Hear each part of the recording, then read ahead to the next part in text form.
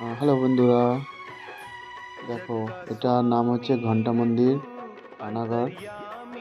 1 জানুয়ারি 2025 আমি বছরের প্রথম দিনে গিয়েছিলাম। এটা শিব মন্দির, ভোলে বাবার পুজো দিলাম। চারিদিকে জায়গাটা খুব সুন্দর, খুব সুন্দর। আর যারাই যায় পুজো দিতে তারা নিজের নিজের মনোকামনার পূর্তির জন্য একটা ঘন্টা ওখানে বেঁধে আসে, তাই এই মন্দিরটার নাম ঘন্টা মন্দির হয়ে গেছে। অ্যাকচুয়ালি মন্দিরটার নাম হচ্ছে ক্ষেত্রপাল বাবা।